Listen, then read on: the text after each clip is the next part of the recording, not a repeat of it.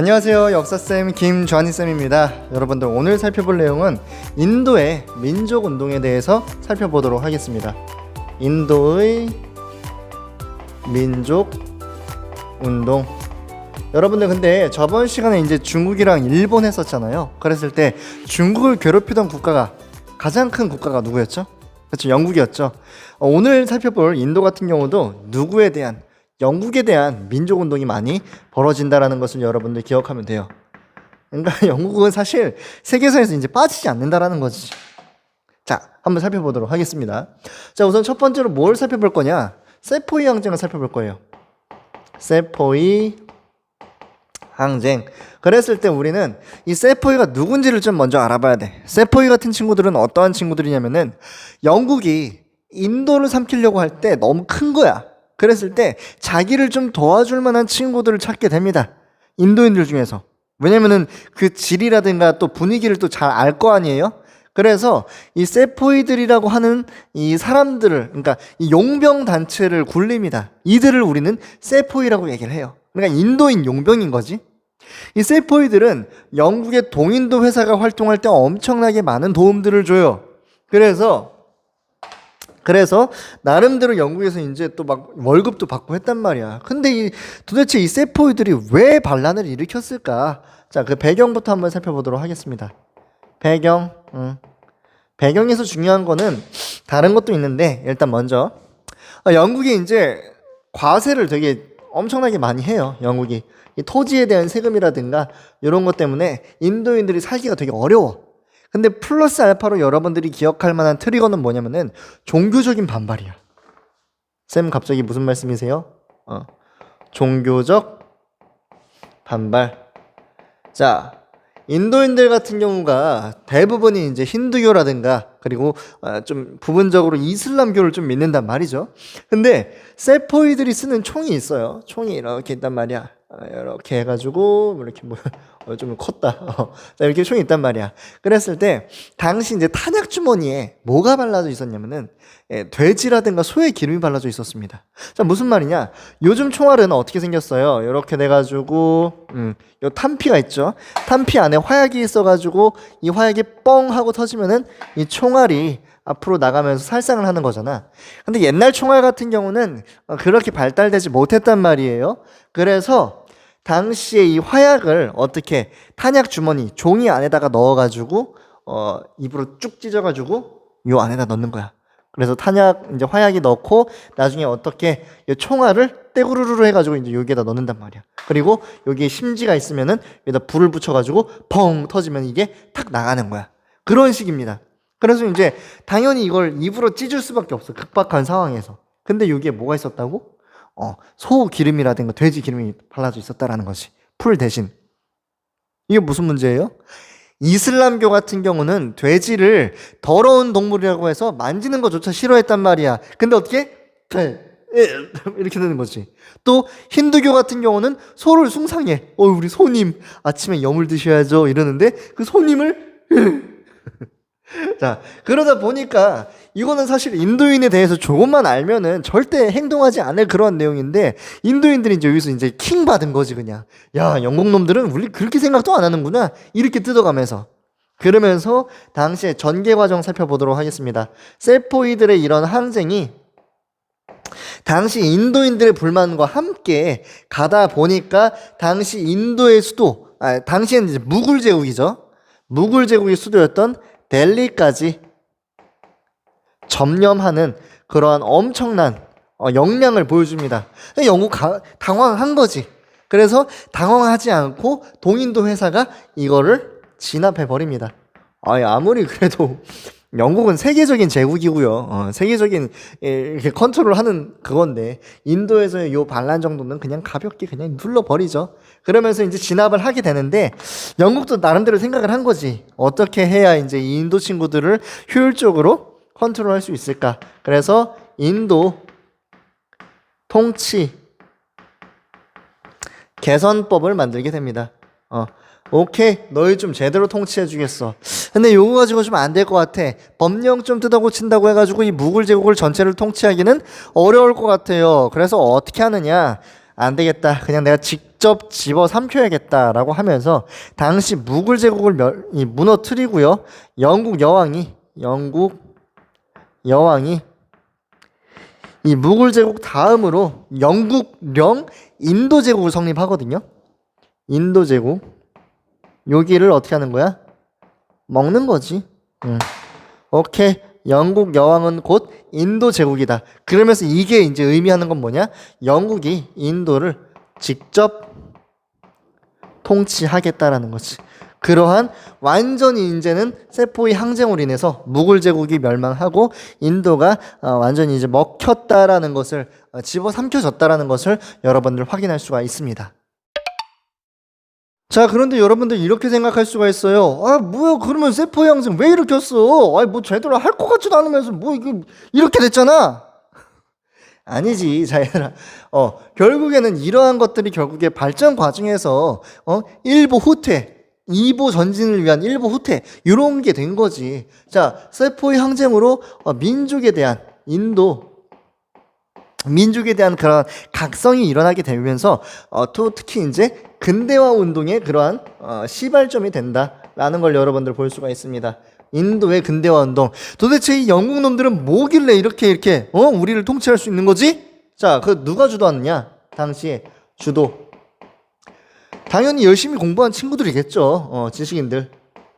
그리고 또 누구? 영국인들 옆에서 막 장사 배우고 또 영국인들과 거래하면서 자본을 키운 민족 자본가들이 중심으로 인도의 이 근대화 운동을 실시를 하게 됩니다. 그 중에서 첫 번째 내용 먼저 살펴보도록 하죠. 어떠한 내용이 있는가? 자, 첫 번째 내용으로 우선은 브라흐마 사마지 운동을 하게 됩니다. 아이, 뭔 소리야 이게. 자, 요것만 기억하세요. 브라흐마만 기억하세요. 인도인들이 생각했을 때 정말로 인도인의 그 정수란 무엇일까 생각을 하면은 브라만이란 말이에요. 브라만교. 힌두교조차도 브라만교에서 나온 거란 말이야. 브라만교가 이것저것 삼키면서 이제 나온 게 힌두교란 말이야. 라고 그냥 간단하게 얘기할게요. 자, 그랬을 때 인도의 정수, 인도인이라고 하는 것에 대한 정체성, 브라만. 그래서 브라만을 따르는 사람들, 브라만 사마지라고 얘기를 합니다. 이건 결국에 뭐냐?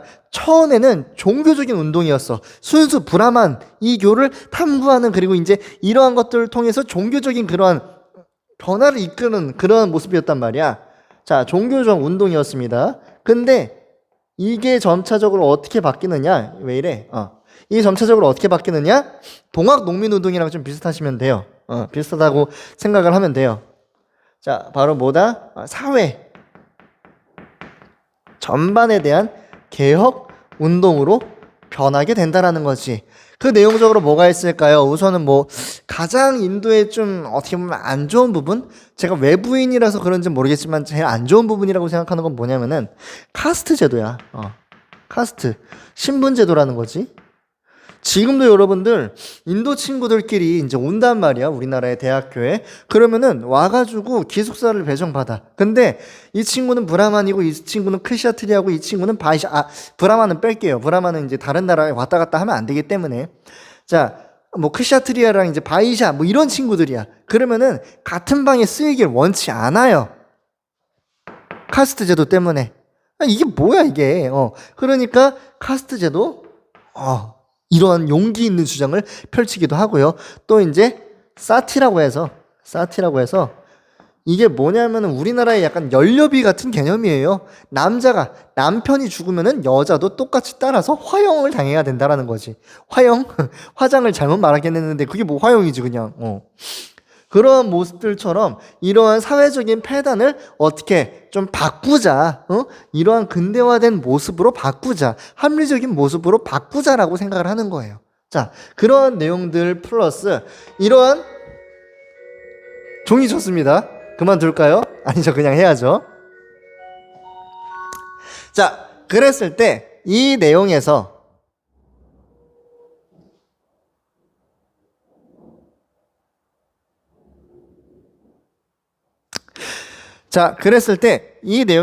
당시에 뭐가 발달이 되느냐? 민족의식이 발달이 됩니다. 민족 의식이 발달되고 민족성이 되게 이제 커지게 돼요.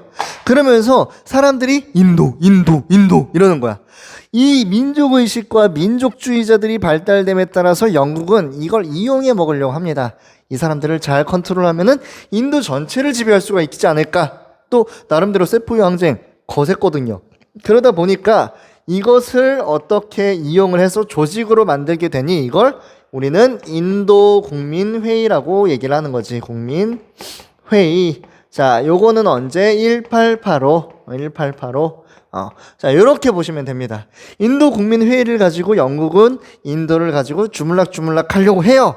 그런데 그러한 과정에서 어떠한 사건이 뻥 터지게 되느냐? 바로 벵골 분할령이 나오게 됩니다.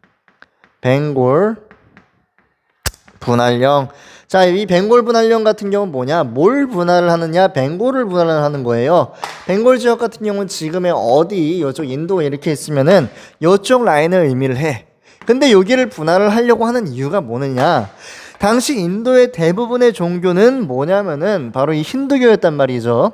근데 이 라인 안에서 같이 겹쳐 있어. 그러니까 영국 입장에서는 본인들의 컨트롤을 편하게 하기 위해서 힌두교를 믿는 지역과 그리고 여기 이슬람교를 믿는 지역 동벵골 서벵골을 나누겠다라는 거야. 근데 이건 어떻게 보면은 굉장히 합리적으로 보여요. 하지만 합리적인 건가? 아니지. 인도는 결국에 찢어서 어떻게 먹자라는 거야. 누가? 영국이. 그래서 본인이 한 입에 삼키기 그러니까 두 개를 찢어서 효율적으로 갈등시킨 다음에 본인은 거기서 그냥 굿이나 보고 떡이나 먹겠다라는 거야. 이게 바로 뭐예요? 벵골 분할령이라는 거지. 그러니까 이걸 안 인도 국민회의에서 원래는 영국이 컨트롤하기 위해서 만들었던 건데 어떻게 합니까? 저항한다라는 거지. 그게 무슨 운동이에요? 콜카타 운동이에요. 콜카타 운동. 자, 지금부터 용어를 좀 잘 기억을 해주시면 됩니다. 결국에 콜카타 운동 같은 경우는 무슨 운동이에요? 반영 운동이란 말이야. 영국 싫어. 영국 싫어. 이 운동이란 말이에요. 그 내용적인 성격들도 다 그렇게 갑니다. 자, 우선은 영국 물건 안 사. 영국 물건 불매. 이러한 내용이 있고요. 그리고 더 이상 영국 너희들이랑 같이 있기 싫어. 뭐예요? 스와라지. 스와라지. 이건 뭘 의미하느냐? 자치를 의미를 합니다. 인도인들의 그러한 통치를, 인도인들을 위한 그러한 정치체제. 영국 꺼져. 그리고 스와데시. 이건 뭐예요? 그러기 위해선 경제적으로 독립해야 되는데 국산품 애용합시다. 국산품 애용운동, 뭐 이러한 내용들이 있다라는 거지. 그래서 이러한 운동들이 아주 전국적으로 일어나게 됩니다. 그러다 보니까 영국은 당황한 거지. 얘네가 이렇게 저항할 줄 몰랐는데 어떡하지? 에이씨 몰라. 야, 더 찢어버려. 어떻게? 아예 인도에 힌두교와 이슬람을 분열을 시켜버리려고 해요. 그래서 어떻게? 1년 뒤에 인도 이슬람 연맹을 만들어 버립니다. 그래서 갈등을 시키려고 해요. 물론 이슬람 친구들 좋지. 굳이 이제 막 안 해도 되니까. 근데 중요한 건 뭐예요, 여러분들? 나라가 찢어지게 생겼고 지금 이러한 비겁한 수를 쓰고 있단 말이야. 그러다 보니까 굉장히 크게 활동을 하게 돼요. 인도 사람들의 저항 운동이. 그러니까 결국에 영국은 오케이 알겠다. 니네 원하는 거 해줄게. 명목상으로 인도의 자치를 인정하게 되는 그러한 상황까지 보이게 된다. 물론 벵골 분할령 요거 취소하고요. 여기까지. 그러다 보니까 여러분 보세요. 세포의 항쟁이 실패했어. 끝? 아니지. 나름대로 인도는 영국에게서 자치권까지 획득하는 그러한 기반이 된 거지. 이러한 전체적인 흐름까지 여러분들 같이 보시면서 인도의 민족운동 첫 번째 파트를 마칠 수가 있습니다. 나중에 이제 세계대전 끝난 다음에 간디 나오고 네루 나오고 그때 또 이제 인도 얘기는 같이 다루도록 하겠습니다. 자, 오늘 여기까지 인도의 민족운동 살펴봤습니다. 중요한 내용 좀 찝어드리자면은 세포의 항쟁 중요하겠죠. 세포의 항쟁, 그리고 델리까지 점령했다라는 거, 종교적인 그런 배경들도 여러분들 기억하셔야 되고요. 그리고 인도 근대화 운동을 진행함에 있어서 이 인도 국민회의, 정말로 중추적인 역할을 했다라는 거, 그리고 키워드로 뭐 스와라지, 스와데시 이런 것도 같이 기억을 해주셔야 한다라는 것까지 마무리하도록 하겠습니다. 자, 그러면은 다음 시간에 서남아시아와 아프리카의 민족운동 살펴보도록 하겠습니다. 안녕! 안녕하세요. 역사쌤 김주한이쌤입니다. 여러분들, 오늘 살펴볼 내용은 저번 시간에 인도에 이어서 서아시아와 그리고 아프리카의 민족운동을 살펴보도록 하겠습니다. 자, 이렇게 얘기를 했을 때 사실 오늘 파트에서 제일 중요하게 다룰 수 있는 거는 서아시아, 특히 오스만 제국을 좀 집중적으로 살펴보도록 하겠습니다. 자, 제가 지도를 그릴 수도 있는데 지도를 그리기보다 그 지도에 있는 위치대로 국가별로 한번 서술을 해볼게요. 자, 우선 첫 번째로 제일 중요한 국가 뭐라고 말씀드렸죠? 오스만 제국이야. 오스만 제국의 민족운동. 자, 어떠한 민족운동을 벌였는가? 크게 두 가지로 좀 살펴볼 수가 있겠습니다. 살펴보기 전에 우선 배경을 살펴봐야 돼. 왜 오스만 제국이 민족운동을 벌였을까? 배경. 우선은 17세기 이후로 오스만 제국이 약해지고 있었어. 그러다가 언제? 19세기의 활용점정으로 그리스가 독립을 하게 됩니다. 그리스가 독립을 하다 보니까 갑자기 여기저기에서 조금씩 눈치 게임을 하는 거야. 그리스가 독립할 정도면은 우리도 해야 되는 거 아닌가? 이러면서. 그럴 때 오스만 제국 위치가 어디예요? 딱 봤을 때 서아시아랑 뭐 이제 아프리카라고 하면은 요렇게 돼 있고, 유럽 요렇게 있고, 좀 대충 그려볼게요. 요렇게 해서 있으면은 주로 지금 어디를, 자, 여기를 지금 지배하는 친구가 오스만 제국이잖아요. 이 오스만 제국이 어떻게 보면은 서양과 동양을 잇는 그러한 요충지적인 역할을, 요충지를 이제 담당을 하기 때문에 당시 서구 열강들 같은 경우는 이 오스만 제국을 침략하기 위해서 서구 열강의 그러한 침략이 굉장히 많았다라는 걸 여러분들 기억을 하셔야 돼. 자, 이렇게 내부적으로 외부적으로 엄청난 위기가 계속 지속되다 보니까 당연히 오스만 제국의 술탄 입장에서는 당황을 하고 그 안에서 개혁을 실시해야겠다고 생각합니다. 근데 술탄은 당시에 굉장히 높은 자리란 말이야. 그래서 본인이 은혜를 내린다 해서 이제 은혜 개혁, 바로 첫 번째로 탄지마트를 공포합니다. 탄지마트. 우린 이거를 뭐라고 얘기하느냐? 은혜 개혁이라고 얘기를 해요. 은혜 개혁. 너희들에게 친히 내가 은혜를 내린다. 그 주요한 내용이고자 하니 당시 사실 오스만 제국 엄청나게 강대국이었단 말이야. 그 전까지만 해도 지중해를 뚝 잘랐을 때 요 동지중해를 완전하게 장악하고 있었고요. 더불어서 육지로는 유럽에서 엄청난 강대국이었던 오스트리아의 수도 빈을 몇 차례나 포위해가지고 공격할 정도로 강력했단 말이야. 오스트리아 당시에 너무 힘들었어. 오스만 제국 때문에. 그렇기 때문에 그렇게 강력한 국가였던 오스만 제국이 왜 서양 국가들에게 밀릴 수밖에 없었는가? 근대화.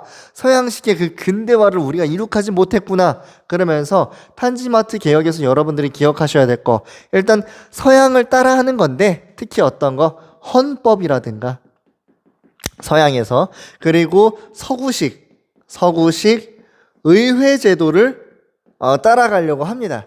근데 이거를 반대하는 친구들이 있어. 오스만 제국에서. 누가? 우린 싫어. 옛날에 오스만 제국이 좋아. 그러면서 누구? 보수파라든가 오스만 제국에서 변화를 싫어하는 보수파, 그리고 오스만 제국이 강해지는 걸 원치 않았던 누구? 러시아. 이러한 친구들이 반대를 하면서 결국에 이 탄지마트는 실패하게 된다라는 거죠. 그러면서 야, 역시 그냥 옛날 게 좋았어. 그러면서 어떠한 전제 정치가 더 강화됩니다. 오스트리아. 그러니까 당시에 깨어있고 젊고 약간 피 끓는 사람들은 뭐야, 세계는 이렇게 변하고 있는데 오스만 제국만 이렇게 뒤처질 거야? 안 돼! 하면서 뭉치게 되면서 새로운 당을 만들게 됩니다. 이걸 우린 뭐라고 얘기하냐? 청년 튀르크 당이라고 얘기를 해요. 튀르크 당. 여러분들, 그랬을 때 누가 이걸 주도하냐면은 당시 주도를 젊은 장교들이라든가 그리고 지식인들이 합니다. 여러분들이 왜 중요한 사람인가 보면은 세계 역사 속에서 많이 나타날 수가 있어요. 젊은 장교 지식인, 사실 우리 이전에 뭐 러시아의 데칼브리스트란이라든가 뭐 이런 것들 보면은 당시 젊은 사람들이 많은 활동들을 한단 말이야.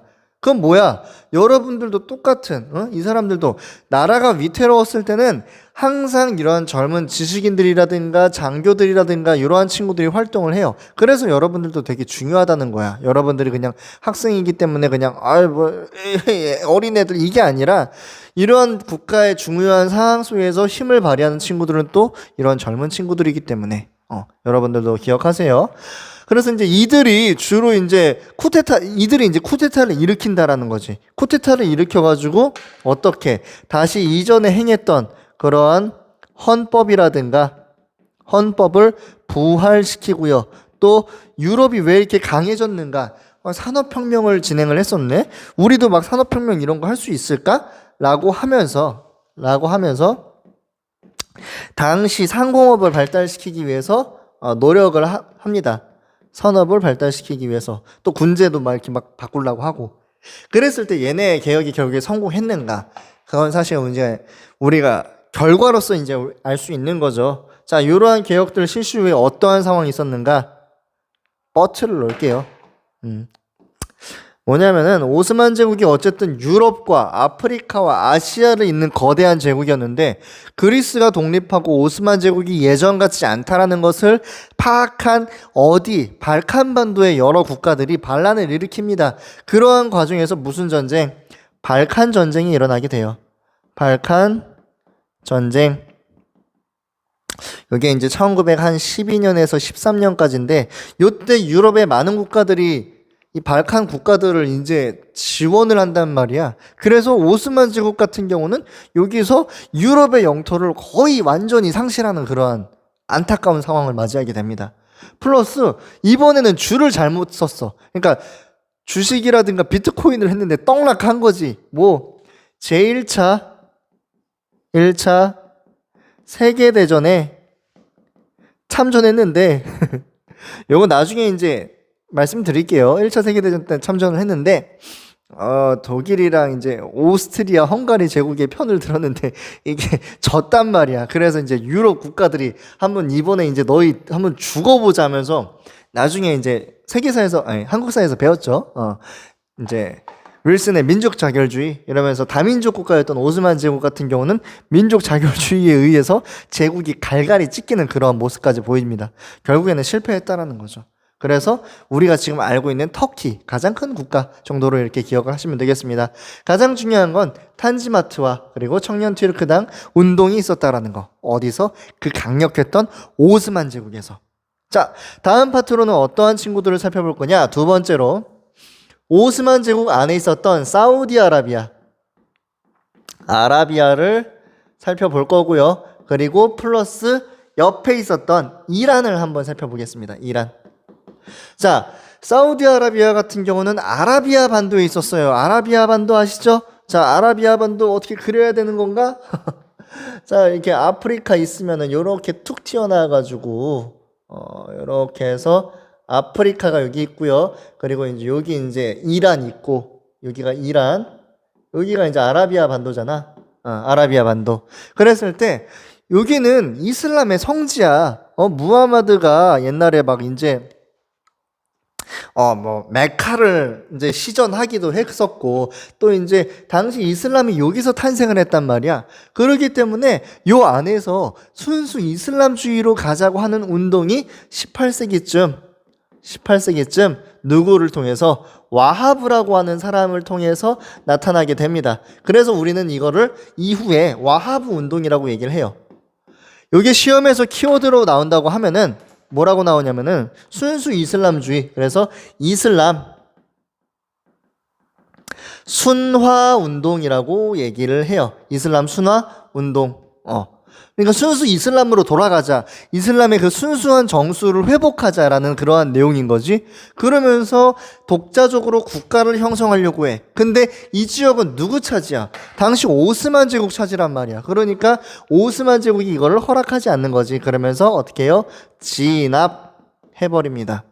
그런데 제1차 세계대전 이후에 오스만 제국이 이제 갈갈이 찢기게 되고 거의 유명무실해져. 그러면서 다시금 이러한 와하브 운동 그리고 왕국까지 만들어졌거든요. 이 와하브 왕국을 부활시키는 그러한 상황이 만들어지게 되니 나중에 이러한 순수 이슬람주의를 열심히 주장을 한 후에 결국에 어떠한 국가가 나오게 되느냐? 사우디아라비아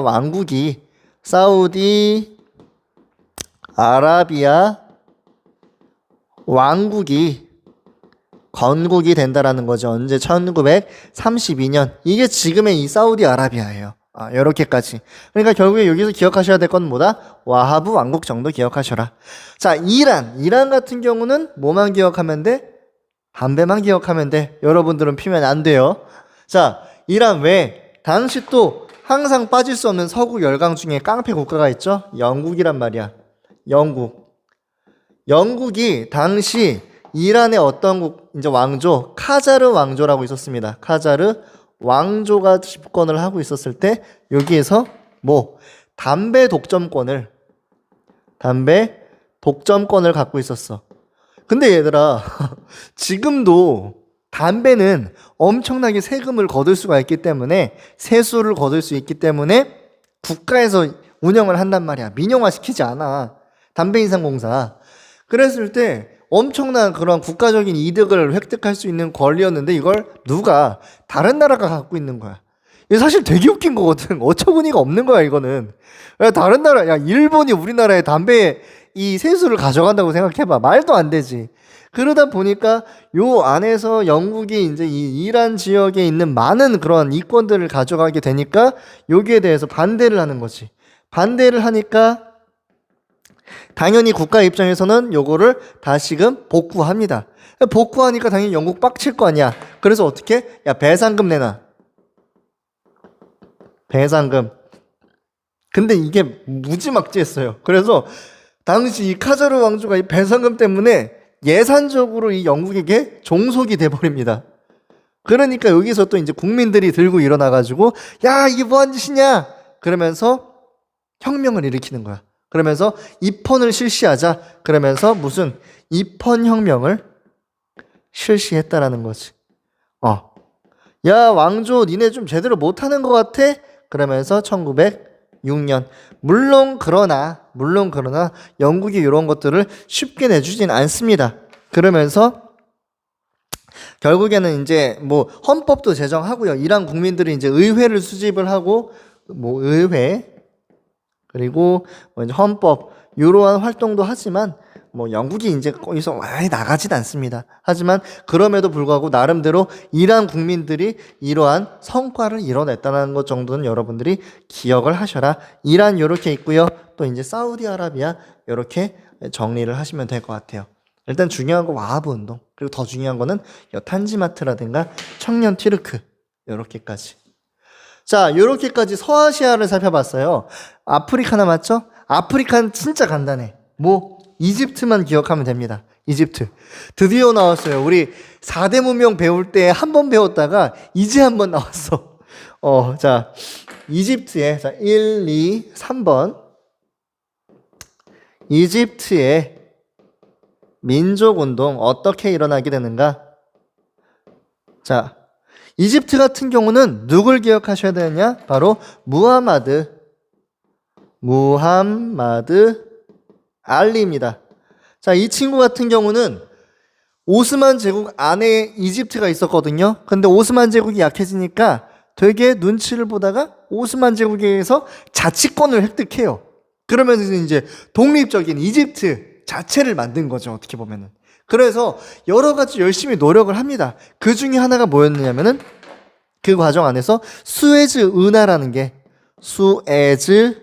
운하가 완성이 돼가고 있었어. 근데 수에즈 운하가 뭐냐면은 이집트가 여기 있거든요. 여기. 그랬을 때 여기에 땅을 파가지고 물길을 만든 거야. 그럼 이게 얼마나 대단한 거냐면은 예를 들어서 프랑스 파리에서 우리나라까지 오려고 해. 옛날 같은 경우 아프리카 타가지고 이렇게 왔단 말이야. 근데 수에즈 운하를 뚫으면은 그냥 어디로? 이쪽 이집트 쪽으로 돌아와서 훨씬 더 가깝게 올 수가 있는 거지. 이러할 정도로 어떻게 보면 혁신적인 거리의 단축이 만들어지게 됐는데, 이걸 만들면서 사실 엄청나게 나라에 적자가 생겼단 말이야. 또 당시 수에즈 운하뿐만이 아니라 뭐 철도라든가 철도 건설이라든가 이런 것 때문에 나라의 부채가 장난이 아니게 쌓입니다. 으아! 그러다 보니까 나라의 부채가 쌓이니까 엄청 막 힘들어져. 그때 그 경제적으로 위기의 순간에 누가 또 나오게 됩니다. 영국이 와가지고 수에즈 운하의 주식을 왕창 사들여요. 그러면서 아니 기껏 열심히 운하 만들었는데 영국이 이득을 다 보는 거지. 그러면서 경제적으로 이집트 또한 누가 이 영국이 나타나가지고 활동을 하는 거야. 여기도 영국, 저기도 영국, 사실 여기도 영국이 있어요.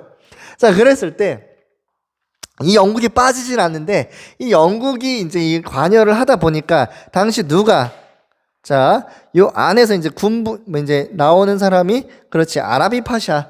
자, 아라비 파샤가 혁명을 일으키게 됩니다. 혁명. 그러면서 전 이집트에서 아주 범국민적으로 여기에 대한 저항 운동이 있었다라는 거지. 언제요? 1881년. 그러나 이 수에즈 운하는 엄청난 이권이 달린 거예요. 그리고 나중에 러일 전쟁 때에도 제가 설명을 드렸었나요? 한국사에서는 좀 드렸는데, 러일 전쟁 때 이제 러시아의 발틱 함대가 이렇게 일본으로 쳐들어가려고 내려갔다가 수에즈 운하에서 막혀서 다시 내려간다고 했었잖아요. 그런 게 있어. 그런 게 있는데 나중에 또 말씀드릴게요. 그랬을 때 러일 전쟁 몇 년이에요? 1904년이거든. 성공했어? 실패했어? 실패했다라는 거지, 결국에는. 그래서 결국에는 영국이 이 엄청난 이권을 놓칠 수가 없지. 실패한다 라는 것까지 살필 수가 있습니다. 자, 이렇게까지 해서 이집트에서도 나름대로 민족 운동이 일어났었다라는 거, 그리고 키워드는 뭐 이제 수에즈 운하 정도가 되겠죠. 그랬을 때 결국에 이제 이렇게 실패를 하게 됐다라는 건데, 자, 오늘 내용을 좀 정리를 한번 해볼게요. 오스만 투르크, 그리고 이제 뭐 사우디아라비아, 이란, 그리고 이집트 운동이 있는데, 나름대로 각국에서 민족 운동을 열심히 이제 시행을 합니다. 그러나 아직까지는 조금 힘이 모자르고 서양 제국주의 국가들끼리의 연합이라든가 또 갈등 관계에서 그 힘이 사실 막강했거든요. 그러면서 이룩하진 못했지만, 하지만 지렁이도 밟으면 꼼충한다라는 거, 나름대로 민족 정신을 보여줬고, 나중에 이런 것들이 기반이 돼서 각국이 제국주의 국가들에게서 독립하는 그러한 어떻게 보면 배경이 될 수 있다는 걸 여러분들이 기억을 하셔야 돼요. 그래서 한지마트, 청년 티르크단, 그리고 또 와하브 운동이라든가 뭐 수에즈 운하 정도까지는 기억을 하셔라. 이렇게까지 말씀드리겠습니다. 자, 오늘 수업은 이렇게 마무리를 하고요. 다음 시간에는 드디어 이제 이 제국주의 국가들끼리의 전쟁이 벌어지게 됩니다.